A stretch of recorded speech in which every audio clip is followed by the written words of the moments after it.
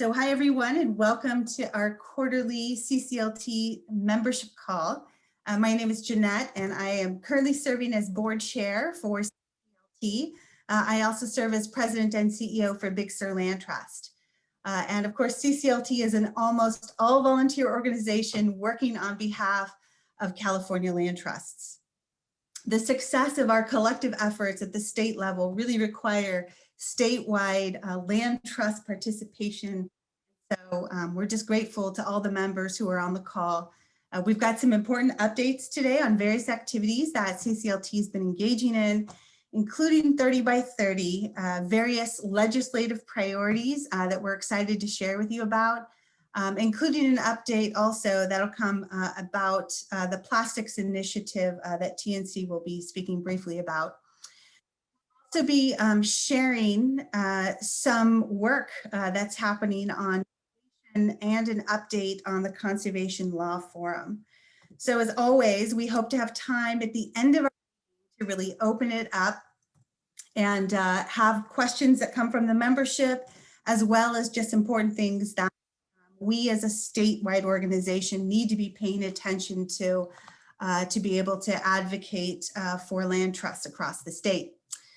So before we start with some updates, we'll be hearing from one of our land trust members, California Farmland Trust. This is an opportunity for members to briefly share about their organization and things that are working on. And at each of our meetings, we'll be featuring 1 to 2 land trusts. But before I do this, I'm going to pass it off to my colleague Walter at Post to introduce our Land Trust Alliance partners. Thanks, Jeanette. I'm really so appreciative of the opportunity to introduce Wendy Ninteman, the Western Division Director of Field Services, and Amanda Hill, Southwest and California Program Manager. They're going to provide some updates on everything from the annual conference to governmental relations to policy work that they're doing. But the other reason I'm so appreciative that they're taking the time and all the time they've been spending with us recently to help look into the possible CCLT LTA partnership. The bottom line is we believe we have a far greater chance of creating a sustainable, ongoing CCLT in support of California Land Trust if we work together with LTA. And in the future, we'll give you some of the more detail on what we're looking into. But I wanted to give you the names of the rest of the team that are working with Wendy, Amanda, and myself on that effort in case you want to contact any one of us for more information in the interim. We have Will Murray as a consultant, Jeanette in a role as chair, Bridget Fithian, the ED of the Sierra Foothill Conservancy, and is also vice chair of CCLT's board, Kay Ogden, the ED of the Eastern Sierra Land Trust, Wendy Millett of Tomcat Ranch. So if you want more information in the interim, please contact any one of them. Now I'll pass it off to Wendy and Amanda. Thanks so much, Walter. As Walter said, my name is Amanda Hill. I'm the Southwestern California Program Manager. Thank you, Jeanette and Walter and the rest of the CCLT board for inviting us here today to share some updates about what's been happening at the Alliance and some national news. So I'm just going to launch right in. We only have a few minutes today. So in general, I wanted to thank those of you who attended our virtual advocacy days this spring. It was a great success, our second year of virtual advocacy days in a row, and we really appreciate your participation. Rally 2021 is scheduled October 5th through the 7th and is virtual again this year. Registration is open right now, so please join us. Invite your staff and your boards while Rally is virtual. It's a low investment way of attending and learning, and that might set you up for attendance in person for we're scheduling our Rally 2022 for in-person reconvening in New Orleans in fall of 2022. So I'm going to launch into our government relations updates. First and foremost on all of our minds at the Alliance is the Charitable Conservation Easement Program Integrity Act, which has been reintroduced in Congress just in June of this year. That legislation would reward honest philanthropy while halting abuse. Our call to action on this point is to contact your congressional delegation and urge them to support and co-sponsor the bill. There's a toolkit on our website that will help you navigate that conversation. And I can provide some links following this meeting to Jeanette or Kay or someone who might be able to just send those out to those in attendance. I want to spend a few minutes on the Farm Bill. We're proactively working on reauthorization of the 2023 Farm Bill. Keeping conservation programs is our top priority. We recently put out a call to our members asking them to contact their congressional delegation to voice strong support for doubling funding for the conservation title as part of an infrastructure package. If you would like to help shape the 2023 Farm Bill recommendations, you can join our Farm Bill working group.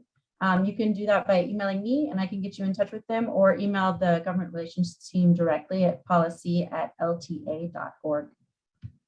Under our Land and Water Conservation Fund update, with the passage of the Dingle Act in 2019 and the Great American Outdoors Act in 2020, the Land and Water Conservation Fund was permanently authorized and dedicated at the authorization level of $900 million per year. Stateside funding is distributed to state and local governments for outdoor recreation projects, while land and water conservation funds cannot go directly to land trusts. Many land trusts partner with local, state, and federal governments to coordinate on projects, and we continue to support that effort. Under FEMA, just last week, the Alliance submitted comments to FEMA in response to its request for input on ways to bolster climate resilience and environmental justice in existing FEMA programs, regulations, and policies. We found those FEMA programs to be extremely cumbersome, and funds can only currently be accessed by state or local governments. So some of you may have experience in that realm. Some of the key recommendations we made are to update hazard mitigation assistance grant programs and to allow land trusts to be eligible applicants, to enable land trusts to participate more explicitly in voluntary floodplain buyout programs, update cost benefit analyses in FEMA grant programs, and to reduce the complexity and response time for all FEMA grant programs. We are currently developing a list of land trusts working in this space. I know several of you have. So if you have experience working with FEMA and you would like to receive a copy of our comments, you can contact Chelsea Welch at cwelch@lta.org, or again, you can just get in touch with me and I will help you navigate that. We'll continue to advocate for funding for key conservation programs. And if you're interested in staying informed and involved in our policy efforts, we'd invite you to join our Advocacy Ambassadors program. Through that, you'll receive regular updates and an invitation to join us for Advocacy Days, which I mentioned at the beginning.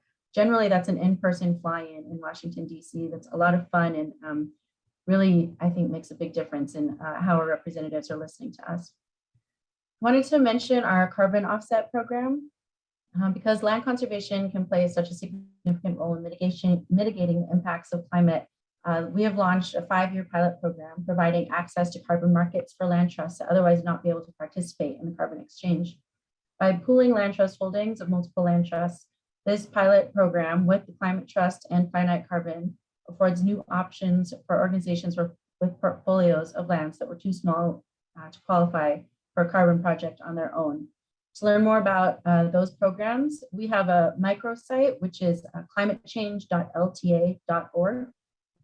Check that out. It's kind of hidden in our website, but has a whole lot of information on those programs and the rest of our land and climate program. Finally, this is my last update. Our Relevance campaign is a digital awareness campaign designed to educate target markets about the benefits of private land conservation. We have been designing the campaign with a group of pilot land trusts and a marketing firm. We're still raising funds for that effort. If you have ideas on who might help us get that effort fully funded at this communications campaign, please give me a heads up. We're finding it more challenging to raise those funds than we initially anticipated. And with that, I will hand it back to Jeanette. Hey, thanks so much, Amanda. So one of the things that makes our coalition of all of our land trusts working together so powerful is the fact that we have, such a diversity of land trusts across the state of California. Land trusts that are focusing on habitat, those that are focusing on working landscapes, urban parks, as well as various tribal partnerships. There's so much exciting work that's happening across the state. And I think often I can at least speak for myself. I'm sort of, I get so focused on some of the work that's happening on the Central Coast. And it's one of the things that I love about being engaged with CCLT is I get to hear about things that are happening across the state. And of course, learn about the policies and things that are important to really help elevate conservation across California. So that being said, I'm excited to hear from our member partner, California Farmland Trust, and they'll just be giving a couple of minutes of information about what they're doing as it relates to 30 by 30 and just a little bit of a general intro to their organization. So thank you, Chelsea Molina, for being available to share with us, and I'm going to pass it off to you. Thank you, Jeanette. Yes, my name is Chelsea Molina, and I am the Conservation Director with California Farmland Trust. CFT was formed in 2004 out of a merger with 3 smaller land trusts. They were located in Merced, Stanislaus, and Sacramento counties. And they all had the dedication of preserving ag lands and just a core mission. So that's when Central Valley Farmland Trust was created. And then in 2018, we merged with the Brentwood Ag Land Trust to what we are now, the California Farmland Trust. So we work in the counties of Contra Costa, Sacramento, San Joaquin, Stanislaus, Merced, and Madera, and more recently started working in Fresno County. To date, we have worked, of course, with several farming families, public agencies, private companies, individual supporters to permanently protect nearly 16,780 acres of farmland, over 77 ag conservation easements. We closed our most recent project this year, which was in May, located in San Joaquin County, and we have 4 more projects set to close in 2021. That'll protect an additional 826 acres. And then looking forward to 2022, we have 2 projects that are in the pipeline set to close and protect an additional 780 acres. I just really wanted to highlight today that we have several farmers and landowners interested in ag conservation easements throughout the valley and much of the state. And one of the hardest things that we run up against is finding those funds available to help protect those lands. So we currently have about 30 applications on file of landowners that are interested in protecting their farmland. And that accounts for nearly 5,000 acres. Like I said, the hardest thing is finding those funds, as we all know, to protect that land, and making sure that those landowners that we've had on file for 5-10 years continue to stay interested and aren't selling off their land to development. And then something exciting that we wanted to share with you all today that we're working on for the first time ever is our Race to Slow the Pace, which is a fun run that we have scheduled for September 19th at Bocage Vineyards in Lodi, California. So this event will help showcase the importance of slowing the pace of development and focusing on smart growth and protecting valuable prime farmland. And the race will be through the vineyard to really highlight that connection of bringing, hopefully urban folks onto the farm and being able to run through the vineyard. So we'd just like to extend an invite if you're in the area, a runner or not. We would love to have you come join us in September, and you can either contact myself or visit our website at cafarmtrust.org to learn more information. With that, I'll turn it back to you, and if anyone has questions, open it up to that.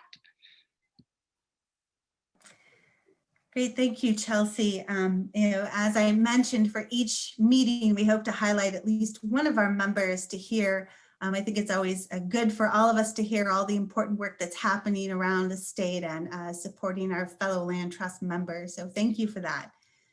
At this point, I'm going to pass it off to Kim Delfino, who is going to be giving us an update on what's happening around 30 by 30 and engagement around that. So Kim? Thanks, Jeanette. I'm going to do a screen share and hopefully this will work. Let's see. All right. So, road to 30 by 30. I'll just give you a quick update. Everyone, I think, already is well aware this came about through an executive order in October of 2020. And the state is now well on its pathway towards producing what they've talked about as 2 reports, the Climate Smart Land Strategy and the Pathways to 30 by 30.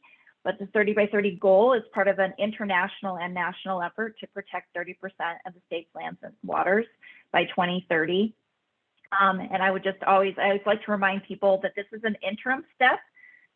This is actually the goal is protecting 50% by 2050, but that seemed pretty daunting. So they stepped it down to 30% by 2030. How do land trusts engage? And there has been engagement thus far. And so I just want to say for those land trusts that are engaging, thank you so much for spending the time to attend the various regional workshops that have been held and the topical workshops that have been held. It's a fairly time-intensive process, but your engagement is really important to inform the state on what it can do and how it can support you and your work to achieve 30 by 30. I put in here the link to the website, that's the Natural Resources website. I just want to highlight, moving forward, we've got some topical workshops that are coming up. In fact, tomorrow at 3 o'clock, there'll be a workshop on biodiversity. That's from 3 to 6. And then on August 10th, there's a workshop on conservation of lands that Jeanette will be participating as one of the panelists. And that's also from 3 to 6. And then on August 12th, it's a workshop on conservation of coastal waters, also from 3 to 6. Each one of these workshops produces a report. The report comes out before the workshop, and it also frames up 3 to 4 to 5 questions that the panelists are being asked to respond to, but then also the people that are registering for the workshops, they get 90 seconds to be able to provide input to answering these questions. 90 seconds is not a lot of time, so they're also allowing for people to provide written comments within a week after the workshop is over. And so there's multiple ways that you can engage in addition to just attending. You can speak at the workshop, you can provide written comment. Those are all important. I would say the biodiversity, but even more importantly, I think the August 10th workshop on the conservation of lands is going to be really important for the land trust to have a presence. I also wanted to highlight the way to engage is the California Council of Land Trust has a survey that has gone out there. After this is over, I'll put into the chat the link to the survey. I'll talk about that survey in a little bit, but this is a way of gathering data and information and rolling it up and providing it to the administration about the importance of the work and the scope and the breadth and the depth of the work of all of the land trusts. I'd also note there is a September 2nd deadline for comment letters. Jen Norris, who's running the Pathways to 30 by 30 report effort, has asked if people could please get all their comments in by then.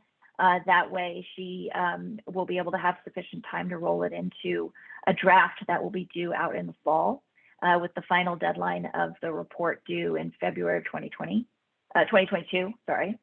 I will also note, this doesn't get discussed a lot, but they are currently capturing data or allowing people to put in information about what data they have and why it's important.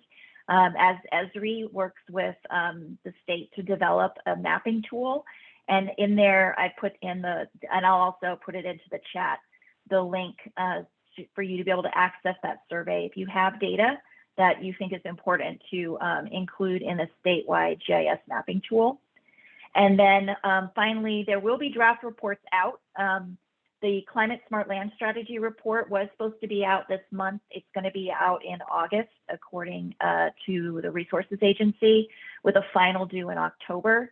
And then the Pathways to 30 by 30 document will be out in draft sometime this fall. We don't know exactly when, again, with the final due in February of 2022.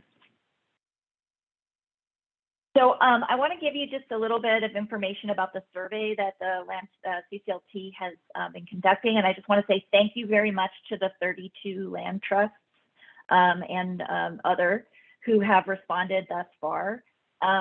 We did get some multiple folks responding from each land trust, and I'm going to I'll be reaching back out to some people to confirm some data, but I wanted to highlight some information out there just to give you an idea of sort of, what we're getting back. I don't think the information is like super groundbreaking, but it is good to have some facts to sort of back up assertions that we're making. We've had a really good representation of folks that have responded thus far. You can see the percentages there. Not as much a presence in the survey from land trusts in San Diego or in the deserts. Of the folks that have responded, those respondents have said that they have protected nearly 2.3 million acres of land, and they have another 2.1 million acres on deck if funding is made available. That's a significant number when you think about what the state is going to need to have to protect in order to meet a 30 by 30 goal. And it shows that the land trusts, even if it's, I don't know, maybe a third of all the land trusts that are out there, have significant acreage that they could end up protecting to help the state meet its goal. The vast majority of the land trusts, when you survey about the work, you guys are all doing work that is exactly on point with what the state goals are in terms of biodiversity, climate resilience, and access to nature. And not too surprisingly, the biggest impediment to achieving success is the lack of sufficient funding for capital projects and acquisition. Nearly 80% of the land trust surveyed said that they did not have sufficient funding for that. They also, you can see here, about a half also said they don't have sufficient money for operations, endowments, funding for outreach or staff. About a third said they need support with training and technical experience and help with stewardship and restoration, and a quarter need help with research and monitoring funding.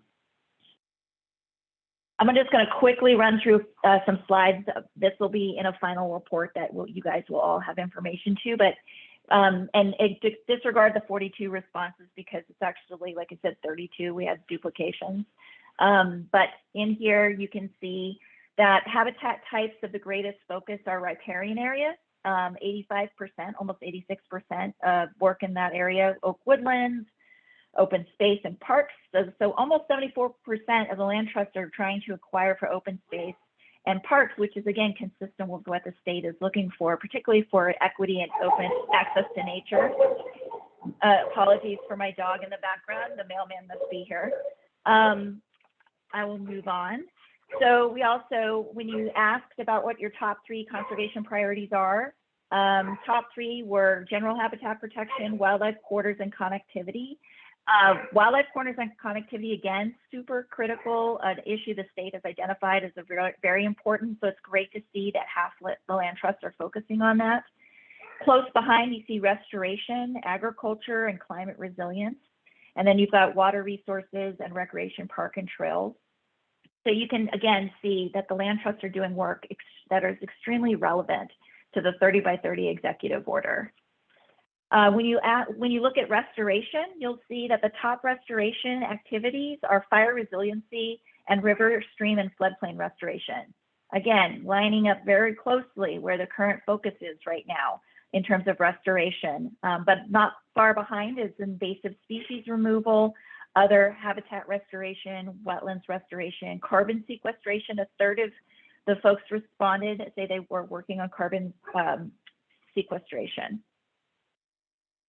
And then top priorities for community engagement. I think it's important to note that more than 80% of the land trusts are working to connect people to nature, which is really important. And about a fifth are working to conduct nature education. Nearly half the land trusts surveyed who have responded to the survey say they are working with public agencies and or tribes. And a quarter of the land trusts are working with farmers and ranchers, and about a fifth are working with environmental organizations. So again, very consistent with where the administration would like to see land conservation go. It's already being done by land trusts, and I think that's an important point to make. So quickly, comment letters. There's existing regional work groups with many of you guys are already participating in. This is a process that the Better World Group and some other funders are supporting to form up regional work groups that cut across multiple different types of organizations, and land trusts are a key part of that. CCLT is going to be preparing a comment letter template that we are going to share with the membership in order to be able to meet that September 2nd deadline, but we will actually get that out to you before the August 10th workshop. So that would help frame up your comments for August 10th. And if you want to send the letter in response to the report that'll be issued, you guys will have that template and you can plug in your information. We're going to use the survey data that I've been highlighting. We're going to provide guidance on what specifics we think that would be great to have for you to highlight for your particular region or area.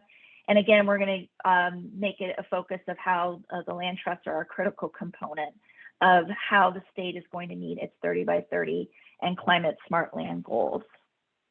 So with that, I think we've got a little bit of time for questions.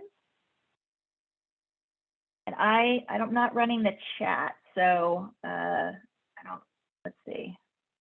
Since I'm going to stop sharing at this point. I don't see any questions in the chat right now. Are there folks that have questions that would like to take themselves off mute as it relates to 30 by 30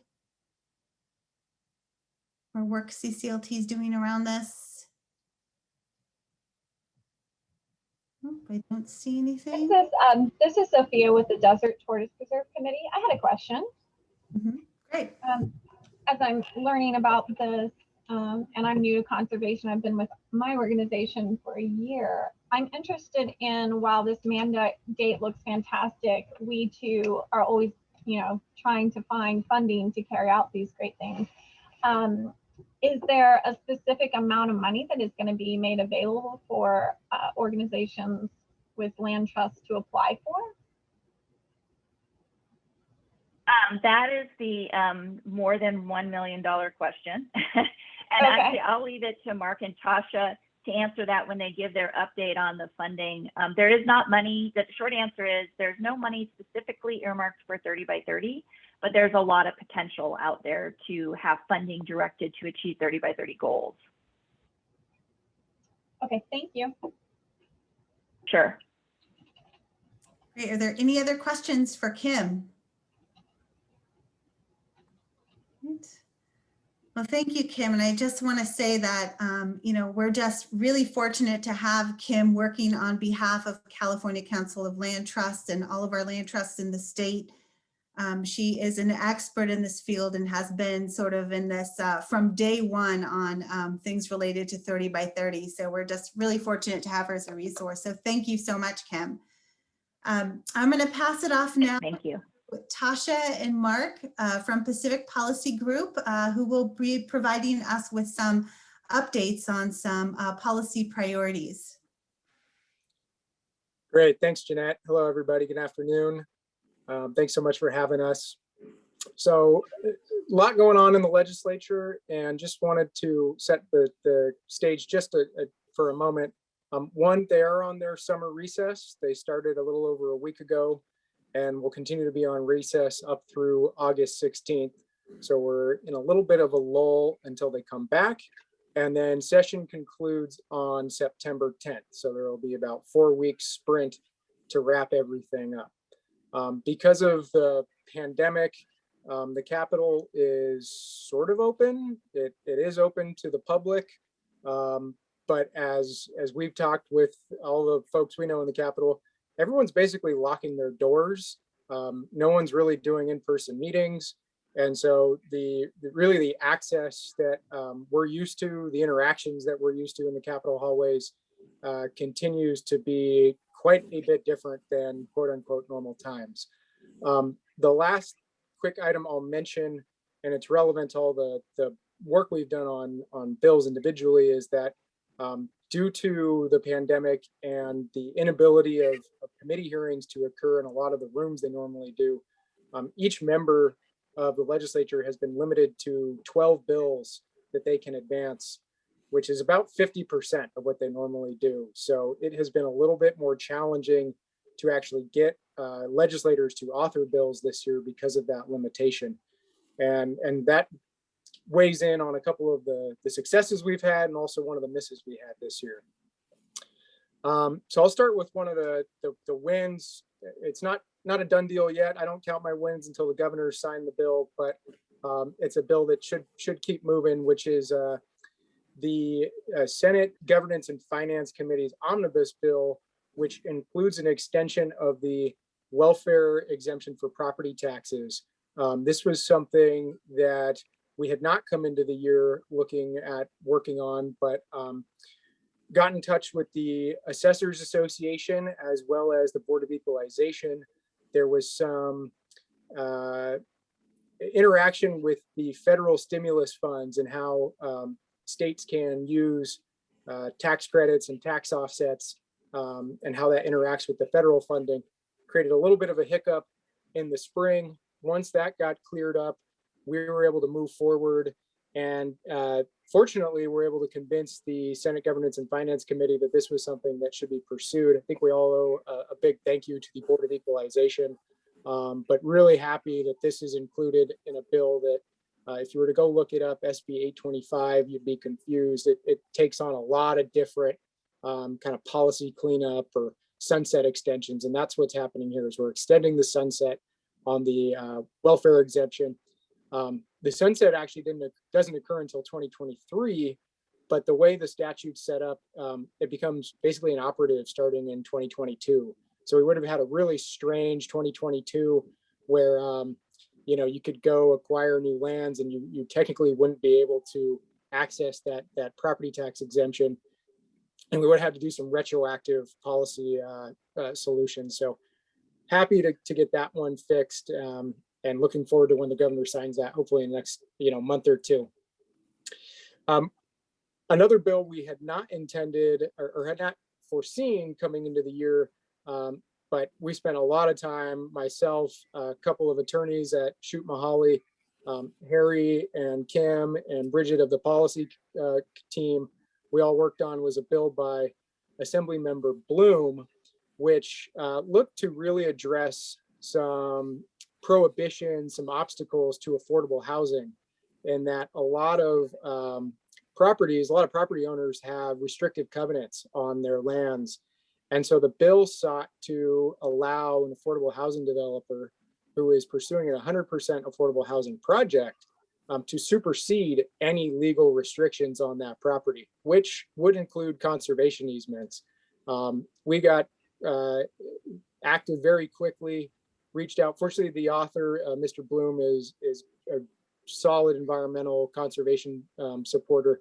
So I had a really strong interaction with his office, a lot of back and forth with the sponsors, public advocates who we hadn't worked on with before. And obviously working on an issue like affordable housing is a little touchy in the Capitol. We didn't want to come out too strong opposing. So we played this by voicing concerns, but making sure we had constant communication with the sponsors in the author's office. Our hope was that we would get a blanket exemption for conservation easements from the policy. Ultimately, we couldn't get the sponsors to agree to that. We understood that they were concerned about nefarious actors using conservation easements as a way to continue the practice of restricting affordable housing. But we did get a number of exemptions for conservation easements. For example, they're brought forward by a CCLT member. They're existing leading up to January 1st, 2022. Things like that protect what we think are virtually all. We know we couldn't quite get all without a blanket exemption, but we really felt like we got as much as we could. I think there will continue to be an effort by some others in the conservation world to see if we can get a little bit more. But at this point, CCLT has moved to a neutral position. We're comfortable enough with what we got out of it that we don't want to keep working against it. We had discussed the possibility of supporting the bill because we want to be supportive of affordable housing, but ultimately we decided to be neutral since there is still a threat to some conservation easements out there. The one item we came into the year intending to tackle was cleaning up some policy from a few years back that came through in a really big forestry bill. And that's around conservation easements that work on forested lands and their need to have proactive work done on those lands to ensure that they result in climate benefits. It's kind of mucks up the conservation easement creation with those forested lands. Because of that 12 bill limit I mentioned earlier and the nature of this fix, we found it a little difficult to get, and we thought the strategy to do a standalone bill on this item wasn't the best way forward. So we wanted to try and attach it to another bill related to conservation. Early on, we were working with Assemblymember Robert Rivas. He had a bill, AB 434, that was looking at grazing and wildfire mitigation. We thought maybe that would be a good place to put it. Ultimately, it wasn't. So then we shifted and tried to look at other vehicles that were moving forward. In about mid-May, early mid-May, I started talking with the Assembly Judiciary Committee, and they were interested in putting this fix into their committee bill. Their chair, Assemblymember Mark Stone, out of Santa Cruz, is a great conservation champion. We were lining everything up. We were talking with the Forestry Association, who had really put this piece of policy in place back in 2018. We felt like we were getting some good momentum and discussions with them, but we simply ran out of time. Because of the COVID restrictions in the Capitol that I've mentioned, it's just tough to get committee hearings scheduled and get bills scheduled for a hearing. So at this point, we are going to continue to pursue this next year. We're going to talk with the Forestry Association throughout the fall. Assemblymember Stone has offered to take this issue on. So I think we've got an author and a really good author who we can go back to and look at doing a standalone bill if we think that's the best strategy. We may still pursue putting this into maybe a committee bill or with another vehicle. We'll weigh that as we continue to negotiate with the Forestry Association, but ultimately we couldn't figure out how to get this one done this year. The last bill, although it's not quite yet a bill that I'm going to mention, I know this is Harry's going to talk about this a little bit further down in the agenda. I was contacted by DFW maybe about a few weeks ago. The mitigation endowment holder policy that was put in place by CCLT almost a decade ago in SB 1094 by then Senator Kehoe is set to sunset January 1st. So this would be another sunset extension effort. It's always challenging when you're trying to add new policies into bills this late in the session, but certainly doable. Got an open line of communication with DFW, and I know Harry's going to talk about forming a working group around this item. But that's something that Tasha and I are going to be pursuing here over the next couple of months, is either an extension or potentially even an elimination of that sunset. So we're starting to have those conversations now about finding a vehicle to put that in. Those are really the pieces of legislation I wanted to provide updates on. I know Tasha's going to give a little bit about the budget and the bonds, which, the budget has really taken up a lot of the air in the room in the Capitol. But I know these pieces of legislation were really important to CCLT. So I'm going to stop there and kick it over to Tasha for a couple minutes. Do you want to kick it over to me, Mark, or do you want to take any questions on those bills and then kick it over to me? I'm fine either way. Okay, I think I would just have people ask questions now of Mark in case we get into a little bit of a discussion around those bills. Great. Okay, so are there any questions for Mark regarding any of the legislative topics that were raised? Yeah, Hi, Patricia. hi. I would like to know the name of the bill that he first mentioned regarding exemptions for conservation easements. What So that what was, is that? if you're referring to the property tax exemption, Exemptions for conservation easements for affordable housing. okay. So that is AB 721 by Assemblymember Bloom. Okay, thank you.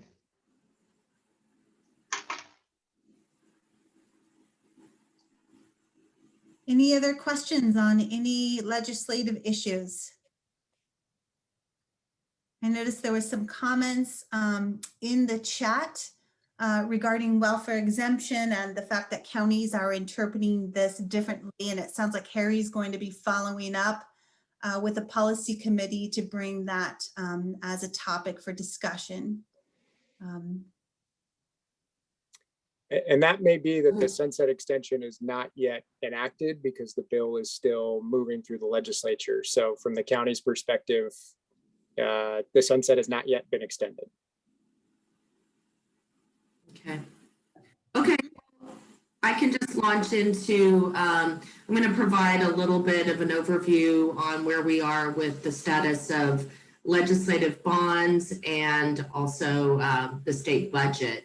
So starting with the bonds, I think, most folks are aware that this year we started off with two fairly significant natural resources bonds, SB 45 in the Senate and AB 1500 in the Assembly. And for the first part of the year, these bonds were moving and we were actively working on them to try and make sure that there was, enough funding in certain different program areas that would really benefit land trusts, including significant investments in Wildlife Conservation Board dollars, as well as Coastal Conservancy and other state conservancies. That was a lot of our focus on behalf of land trusts. And, those bills were moving through the process until the legislature realized that the state was going to have an unprecedented amount of, extra funding in this year's state budget. And we're talking, 78, I can't remember what the exact number was, but billions of dollars in extra revenue. And so once the legislature realized that we had all this extra money, the focus kind of shifted to how do we spend this money? Let's see if we can maybe fund a lot of the things that would have been funded in a natural resources bond through the state budget process. So there was that pivot.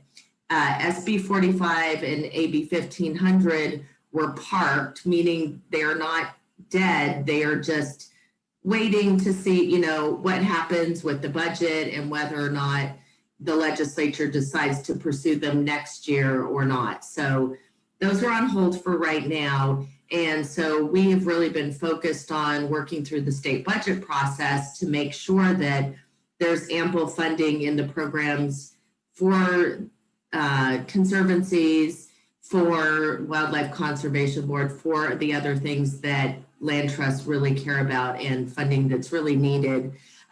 Because quite frankly, a lot of the departments that you all work with are saying that most of their Prop 68 funds have been expended or will be expended in the very near future. So through the budget process, the things that are most significant for land trusts are a few of the different packages that the legislature's been working on. They've been working on a wildfire and forest health package. They've been working on a drought package, and they've also been working on a climate resilience package.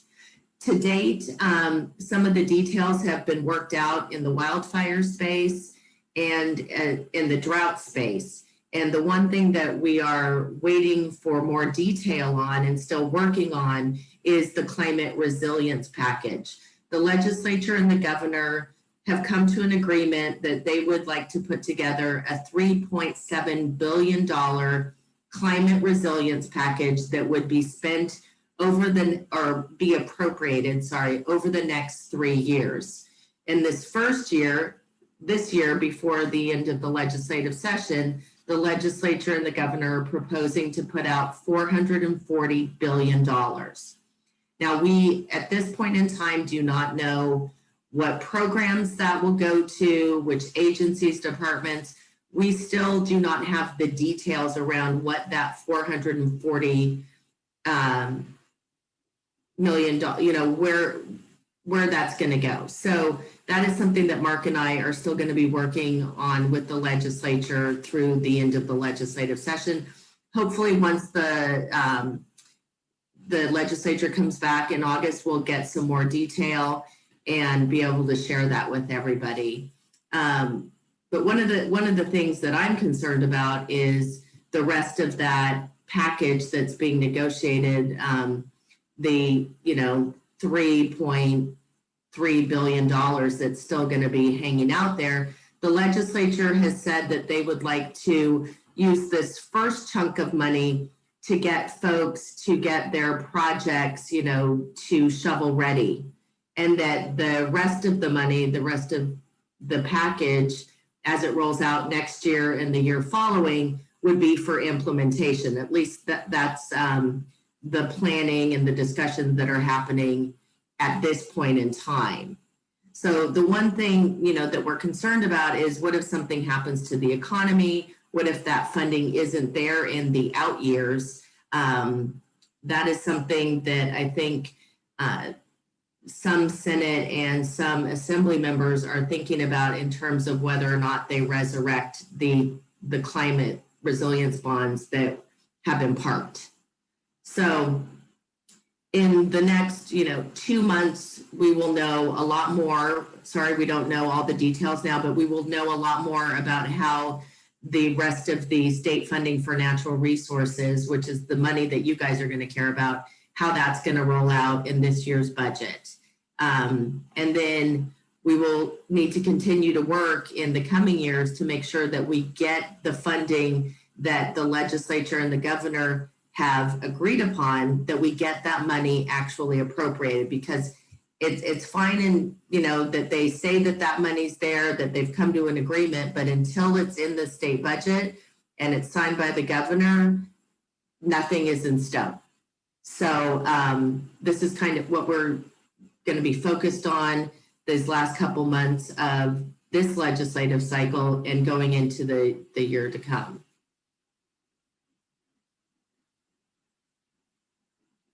Thank you, Tasha. Are there any questions for Tasha at this time? In terms of anything happening, budget process or bond? Sorry, Jeanette, that was a little choppy.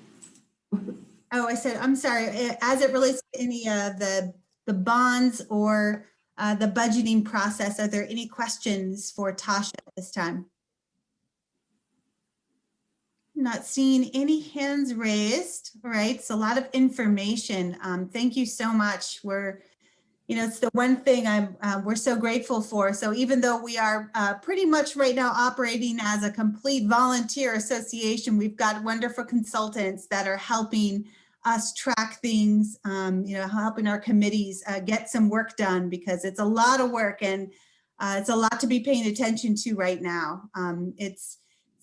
This is conservation's moment in many ways, and it's a time that we all need to be paying attention and making sure that we're getting land trust priorities, in the works, so that we can continue to do the good work across the state. So thank you so much, Tasha and Mark, for your time on this. Appreciate it. Thank you, Jeanette. Yes. So. Before we move, before I pass this over to Harry, I wanted to just invite Liz Forsberg from the Nature Conservancy, who's going to share a little bit about some plastics legislation and what this might mean for land trust and conservation. So I'll pass it over to Liz. Hi, Thanks for having TNC join, and I'm filling in for Jay this afternoon, but just wanted to highlight an opportunity that has been just recently placed on the November 2022 ballot. It is a plastics waste reduction initiative. And this initiative will help reduce plastic waste as well as ban certain chemicals like polystyrene, reduce plastic by 25% by 2025, and then it also adds a 1 cent per package item to help pay for waste recycling technology, the circular economy, and then also a third of it for environmental restoration and protection of areas impacted by plastic waste. And we are expecting the initiative to generate about $1 billion a year. So that would be a third of the funding going to environmental restoration and protection of about 300 million a year. So really an important opportunity to think about how we could not only reduce our plastic waste, but make sure we have funding for really important things like environmental protection, restoration, the circular economy, and new technologies for waste reduction. So it's something we wanted to flag for this group to think about and take a look at in terms of planning for a source of funding for restoration and protection.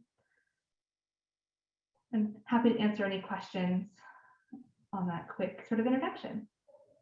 Great, thank you, Liz. Are there questions for Liz at this time? Well, I'm hoping that we have an opportunity to learn more about this, Liz, and it would be great to be able to have a write-up as well to share through our newsletter to help inform all of our members about this. It seems like a really important piece of legislation, and we can all use additional support and funding for key restoration projects. So thank you for your work on this, and thanks for the update. Yeah, absolutely. We'll share a background paper and a link to a website with more information so you guys can take a look and look at the language. Great, thank you. At this time, I'm going to pass it over to Harry with Save the Redwoods League. Hi, everybody, and thanks for joining us. I want to point out that we've had more than 65 people on this call, so that's terrific. Thank everybody. It's we're all doing great work, and we want to participate on the state level as well. So thank you. And I know there's not a shy person amongst the 65 of you, so I'm going to take about another minute and a half to update a couple of brief things, and then we'll have a few minutes for questions. So you can put them in the chat, or you can shout out, and Jeanette will give you an opportunity. So following up on Mark's comments about, let's see, let me get my notes back in front of me here, about the mitigation measure, the Government Code Section 65968 that is about to sunset at the end of the year.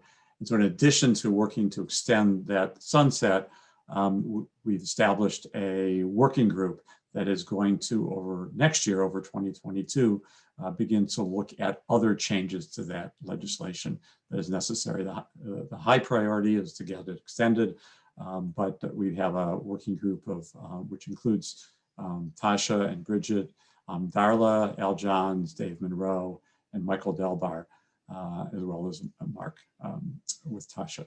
So if anybody else is interested in working with that group, why don't you let me know, and I'll connect you with the team.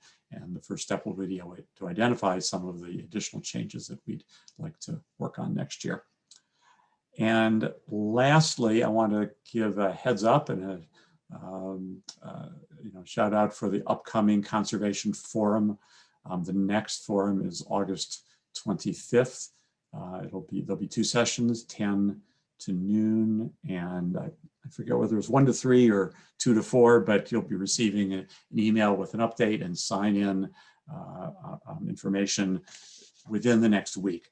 And I'll add that I just received this morning the State Bar's approval for continuing education credits for last April's Conservation Forum. So those of you who participated and sought credit will be able to send the certificates to give you that credit. We'll be applying for continuing education credits for lawyers again for this upcoming session. And the topics are two very exciting topics. One is carbon markets, learn about funding opportunities for land trust. And Misty Schmitz will be the moderator, and she's put together a great panel. And then the second panel, the afternoon panel, which is 1 to 3, I just checked my notes, 1 to 3 will be about conservation easement remote monitoring, practical and legal tips and pratfalls. And Sarah Sigmund is moderating that, and she has a good panel as well. So please join us. It's really always exciting and interesting, and you'll learn a lot. Thanks, Jeanette. Great, thanks, Harry. So before we launch into just having an open forum for membership questions or issues that they want to raise, I just want to thank all of you again for joining the call. We scheduled this call originally for an hour and remembered, oh wait, we need an hour and a half because we need to make sure we've got plenty of time so that if there are issues that come up through the membership, that we've got time to discuss those. And so that's why you got that second notice of that extension until 5:30 if we go that long, which we may not. So, and I just want to thank again all of you for joining and participating. And I want to also recognize my other fellow board members, volunteer board members that are on the call. We've got several folks that are out on vacation, but also I'll just name the folks that are currently on the call right now, which is Kay from Eastern Sierra Land Trust, Mark Silverstein from Elkhorn Slough, Kim Colpin, who is chair of our policy committee and she's from Southern California, Bolsa Chica. We've got Linus Uckel, who is membership and communications chair from John Muir. Thank you, Linus, for also being on the call. And let's see, who else do I have? Who am I missing? We've got Walter from Post. Did I miss somebody else? I think those are the ones, the board members. Harry. Harry. Oh, sorry. And Harry. Thank you, Harry. So we also have a few folks again that are out on vacation, including Wendy Millett of Tomcat Ranch, Bridget Fithian of Sierra Foothill Conservancy, Kyla Dentman of Land Trust of San Luis Obispo County. So we've got a good working group. We're still looking for good board members. This is it's a lot of work to pull this all together with just all of us busy volunteer executive directors. But we do this work because we think it's important that we have a statewide voice. And we're just really grateful to, to all the help that we get, and, for folks picking up the phone when we make calls and have inquiries about things. We just appreciate all of you. So at this time, I'm going to open it up to see if there are any issues, topics from the membership that would like to bring any attention to the State Council at this time. Jeanette, Christopher Wright asks in the chat, and this may be for Tasha or Mark, are there specific actions that Land Trust can help with the budget?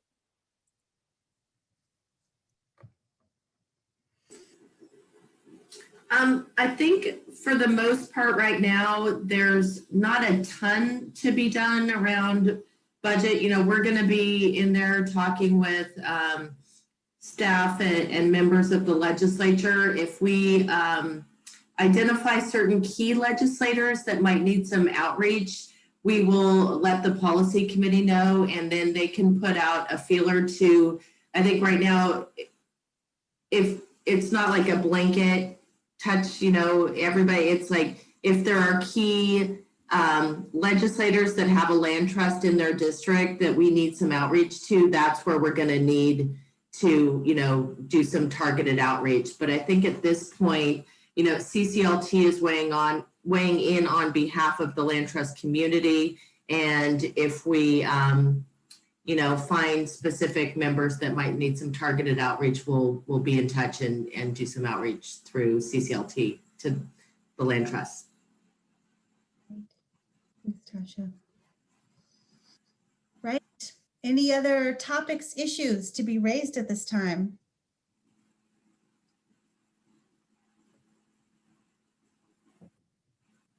Tony from Catalina Island. One of the things I'd like to discuss and see if it's maybe something as a team we can think about is sort of the next generation workforce. I know that finding people to fill roles right now in Southern California is pretty tough. I understand it similarly in Northern California, but I really worry that, you know, we kind of keep our management structure together easily, but from mid-level down, harder and harder to find people interested in the hard work of conservation and education on our landscape. So just think it's a topic that we should keep our eye on as the world evolves. Yeah, thanks, Tony. I agree. I think that's super important. And, you know, I am feeling encouraged by the fact that I feel like conservation is finally having, you know, it's time in terms of it's being a conversation that's, you know, that's happening at all levels. And I think people are really starting to see how conservation is critical to all the other things that we care about in this state. And that, you know, I think that that's going to generate a lot more interest, and it feels like there's a lot of momentum behind that. And I feel your pain in trying to recruit and hire. It's not an easy thing to, you know, always find folks that have the all the qualifications needed, especially when you can, you know, for me, particular stewardship. I don't know about you guys, but stewardship is the hardest for us because you can, you know, people just want to be outside in beautiful places, and let's, you know, there's a lot of less expensive places to go other than California to do stewardship work. So, Conrad, did you have a comment? I was just going to kind of get on the bandwagon with Tony. You know, I think after the pandemic here, we've discovered that distances really just don't mean much anymore. And I think all of us have an opportunity to do a lot more together in any back office functions, whether it's back office in terms of a, you know, a fundraising department. It's really, you know, data manipulation and, you know, finance and just all kinds of ways that we could collaborate better. And the whole trick is to have the capability to hire specialists full-time with benefits rather than all of us small land trusts trying to get by with part-time generalists. And I really think that the time has come. And I would encourage more conversations. I'm having conversations with our neighboring land trusts, and it really seems like there's interest there. And I would encourage the whole group to form a committee.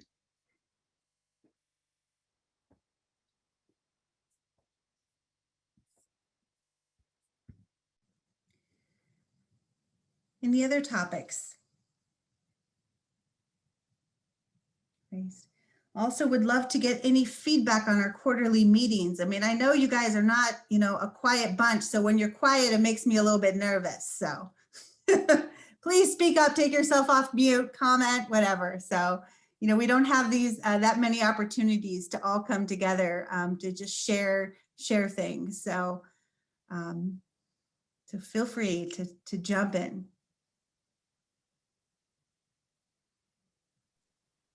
Well, this is Scott Spear from Sequoia Riverlands Trust. We have an interesting challenge going on down in the valley, and that is the Visalia City Council in this general plan update has decided to get rid of the farmland mitigation element in the general plan. And a number of land trusts, I called California Farmland Trust, American Farmland Trust, Sierra Foothill, everybody wrote letters to the city council. Sierra Club has commented, and it's all based on the 5th District Court of Appeals King Gardner decision. Now, Harry, you're probably familiar with that, but there's language in that decision that questions the fact that because you can't create new farmland, that one-to-one mitigation is not feasible. It goes on to make the decision a little more unclear. but nonetheless, it is August 2nd, the city council will sit in final vote for removing that. And of course, the fear is if the mitigation element can be cascading with the land trust community. So everybody has written letters to the city council, the planning commission, and the planning department. So it's sort of stay tuned. It will be interesting. Sierra Club might sue. They sued the city of Tulare and the county of Tulare for not having a mitigation policy in their city and county general plan updates. They subsequently did do that. This developer has lobbied the city of Tulare to get rid of it, and they said, no, we're not. So he's really focusing on the Visalia City Council, which is not sympathetic. They are sympathetic to development. Let's put it like that. So it is an area of concern, I think, for all of us. So it could, the domino effect. The question is. So that's sort of our update. Next Monday is the city council meeting.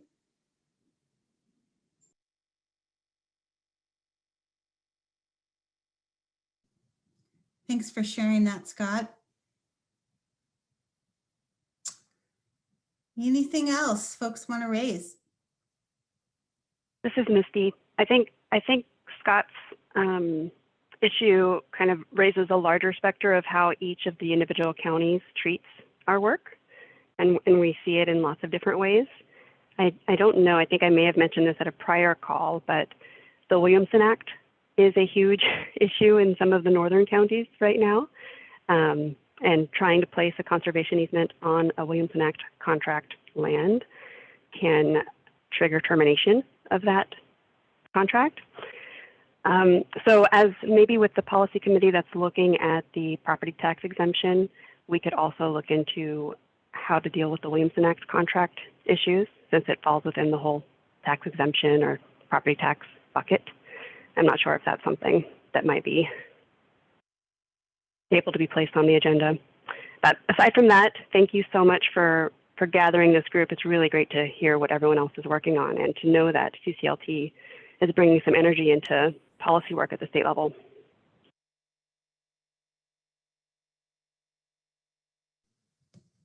Thank you. Jeff? I just wanted to add and potentially volunteer for assistance with anything related to the welfare tax exemption and the Williamson Act, any of these sort of issues where the counties are interpreting things differently across the state. And I think it's kind of one of the future threats that I'm worried about. So if the team needs any help, I'd be happy to. I don't have any particular knowledge or expertise, but I'd be happy to help work on that.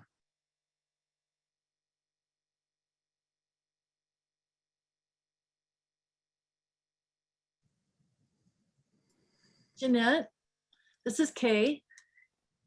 I just want to suggest to folks that for our e-news, CCLT's e-news that we send out every month, we're always wanting and hoping to share your stories. So if you have anything that you'd like to spotlight in the e-news, a story, success, even challenges, we'd love to help get that in the e-news and share it with other folks. So I'll put it in the chat, but you can send things to kay@eslt.org and we will work on getting it in our monthly e-news. So. Thanks, Kay. And Mark? Yeah, just to follow up on Kay's comment, if you have not been getting the newsletter, let us know, because I think for me, it's got caught in my spam filter, and I've talked to others of our colleagues who've had the same problem. So please let us know. It comes out the third Thursday of every month, Kay, is that right? So, keep your eyes peeled. If you haven't been receiving it, please let us know. And we want to make sure you're getting it because it's a way for us to all stay connected.